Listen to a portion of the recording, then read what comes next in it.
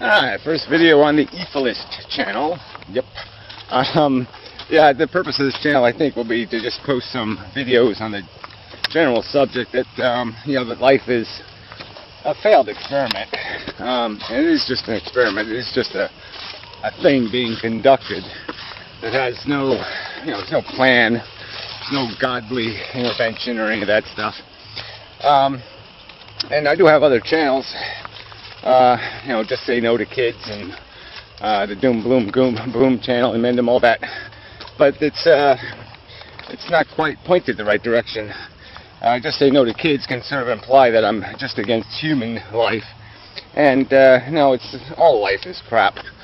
The animal circumstance is probably far worse. Well, definitely is far worse than the human circumstance, and so that's definitely got to be the focus of the equation, the argument, the whatever.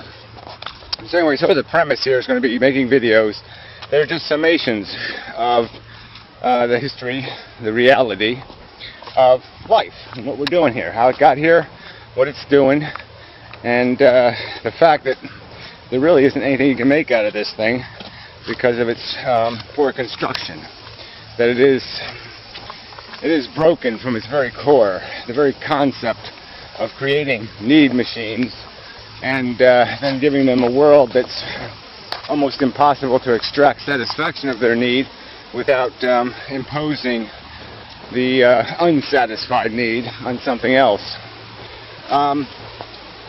So yeah, it'll just be a bunch of videos when I feel inclined, saying the same stuff different ways, because that's part of the game here.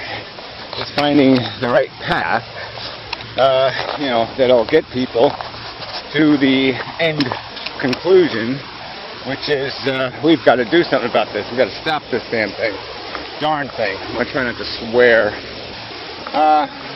So try not to be offensive overtly. yeah, good luck. So anyway, getting on to the business, I guess. I think that's enough preliminary mumbo jumbo. Alright, the game is basically this. First, let's just do the human culture thing, right? Human beings really haven't been around that long, and educated ones have only been around for, 10,000 years at best. And, really educated. Seriously. Yeah, so it was just about a bunch of knowledge acquisition. We came from monkeys and gorillas and whatnot, and raw animals, didn't know how to control fire, do any of that stuff. We acquired that knowledge. We've played the game. We've picked and scratched at the world and sort of figured out how it works.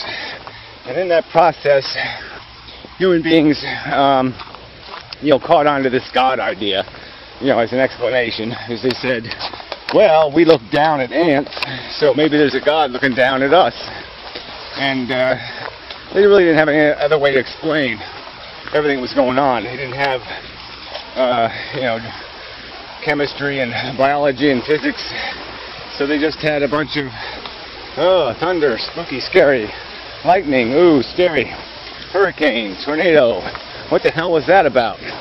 And so they drew this wrong conclusion that there was some sky daddy up there playing games with them, and, doing the carrot whip thing, or whatever you want to say, getting them to behave the right way, and it would reward them.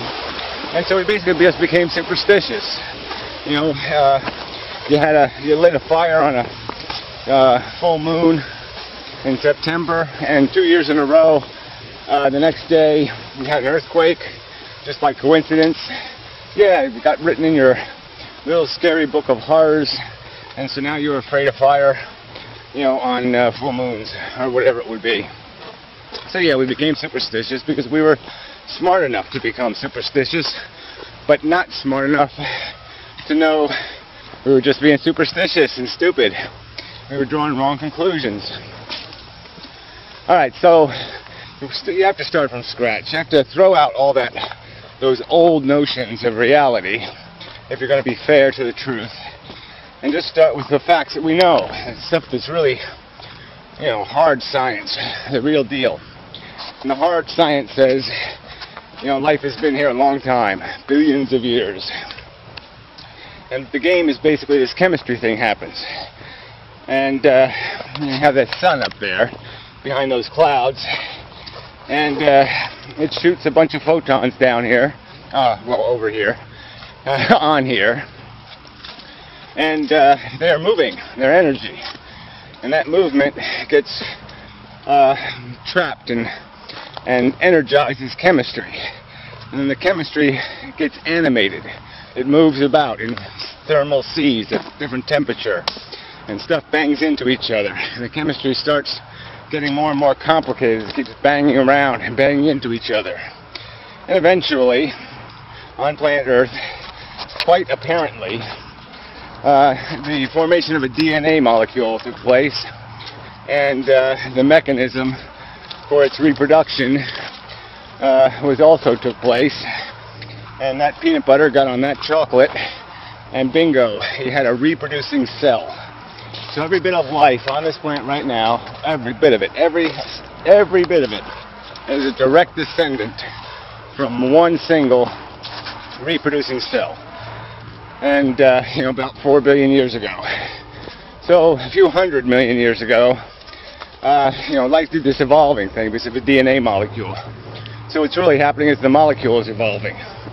The molecule is changing, and as the blueprint changes, the product changes, the building changes, and the changes that give you a more functional consumption or a more functional reproduction in the world to suit an environment, give you a niche, have you crawl through some part of this stuff better than everybody else, and you'll be more likely to survive and carry your blueprint to another generation. And that's the game being played here in its broadest strokes.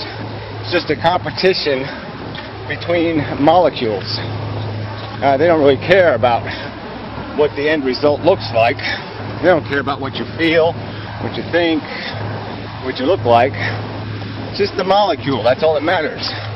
That molecule getting from the present into the future. That's a dirty machine. I don't know what the hell it's doing. Sorry about the noise. So anyway, we have this evolution thing happening. At one point, somewhere along the line, it became useful to have a central nervous system, a processor to do this whole more animated, more complex reflexes to exploit the environment. But the key thing was all this life form, these sun eaters, they're really doing all the work here. In the sense they're capturing all this, movement from the sun, this energy, they're storing it, having it move around inside of them. And if you're an organism, you can grab that stuff, a big chunk of it, and steal that movement, that power, that energy. And that's what all these DNA molecules are competing over. They're stealing that stuff so they can use their weapons to beat the other DNA molecule forms and succeed. And that's the game. So somewhere along the line, like I said, we got into this whole brainy thing, brain up in here, and sentience as a motivator. So you would be bestowed with a feeling that your brain would have to deal with, this consciousness thing. So you really have two brains. One is feeling the world, and the other is reacting to the feelings and saying, how do I manage these feelings? How do I get rid of the bad feelings? How do I maximize the good feelings? So that's what your thinking brain is doing, while your feeling brain is creating essentially the problem for your thinking brain to solve. So we kind of have the futility is almost in the diagram of our brain itself. Because here we have one brain contriving work, making work for the other brain by creating this feeling problem. Make a worry, make a fear, make an anxiety, make a pain, make a problem, so then the thinky brain has to occupy itself resolving a solution. And that's sort of the game. That's all there is here. That's all we're doing. And we're doing it from this personal subjective perspective, and that, I do the feeling here. my consciousness, my brain, is one individual consciousness, and it's pretty, interested in getting rid of those bad feelings and feeling comfortable.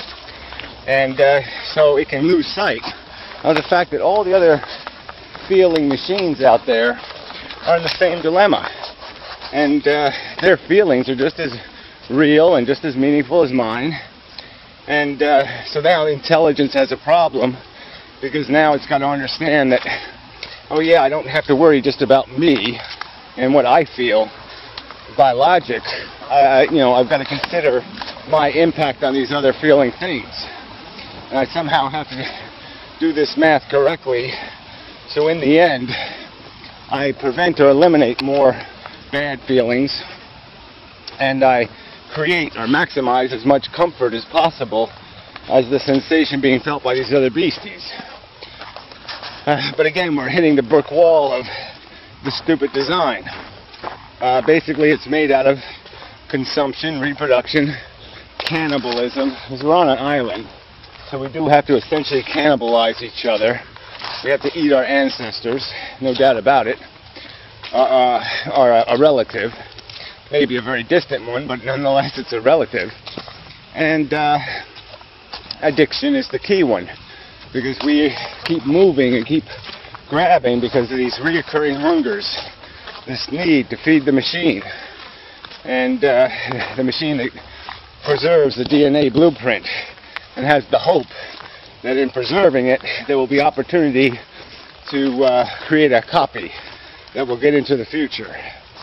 And so the game can be played over and over and over forever, theoretically, but to accomplish nothing but to create weapons suitable to environments. That's all we're doing here.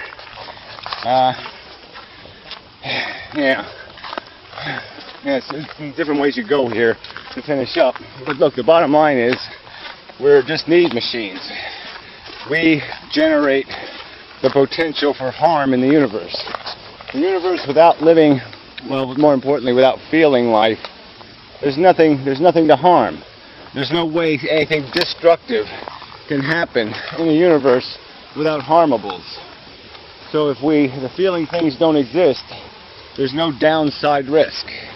You maintain a guaranteed not losing. And not losing is kind of important. Not losing is a good thing. Right? I know winning is, perceived as the way to go, but not losing is also good. And the risk of trying to win is the fact that you really can't, because you have to kind of think of it like a lottery, and then all the other tickets are real value possessed by somebody else that you're going to basically be consuming or eating. So you really can't win without somebody else losing. Then there's going to be more losers than winners. It happens in every war. It happens in every contest. There's always more losers than winners. And, an open contest, unlimited players, you will create more losers than winners. And that's the paradox, the impossibility of our circumstance. You just can't play the life game without causing more harm than you're ever going to be able to compensate for with your moments of glory. It just isn't going to happen. There's no math to make this work. It's just going to fail. And so we just have to give up on creating the harmables, creating the need machines, because they don't need to exist. That's the key thing to understand. Because you feel the value doesn't mean the value is real. Because you love Mozart